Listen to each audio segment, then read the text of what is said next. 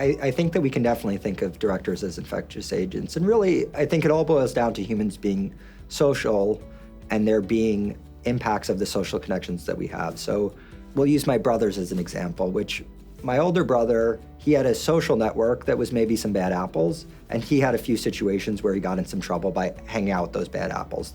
Then I have my younger brother, who had a different peer group of sort of the really hardworking study types. He never got in trouble. He wound up being the valedictorian of the school.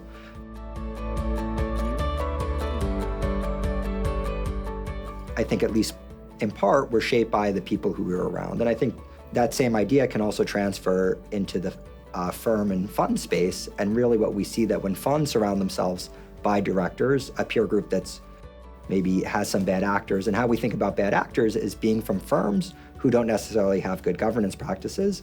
We see that the funds start also having bad fund practices and by bad fund practices, what we mean is fund practices that might not be in the interest of the shareholders.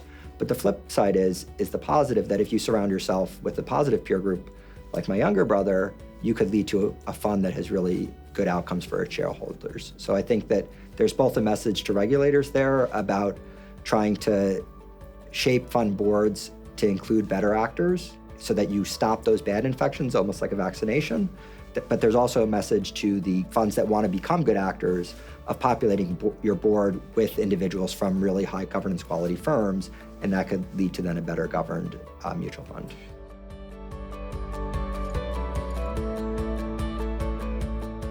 So I think if you're thinking about bringing in directors, I think my research focuses on one channel of director, and that's this connected director that has outside expertise about firms that then can help in the proxy voting of the funds, that can help in the governance of the funds, that can help in the investing of the funds. And that's all very important, but I think that you have to sort of, the economic perspective of these things is that there's always a budget constraint. And what's the budget constraint with mutual fund boards? Well, one is that research has shown if you have too many directors, that can actually lead to negative effects for the board. And the other is that I'm showing positives of these directors, and also negatives, but that if you're trying to populate a board with these outside directors, it's going to be at the cost of some other director that might offer some other expertise.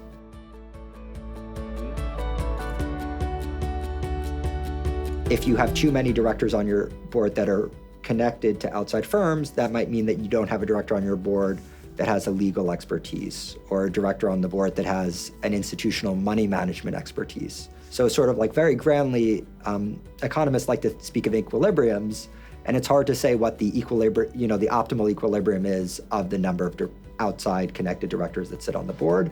And I think we should be hesitant of not to sort of pack these boards with connected directors at the cost of something else.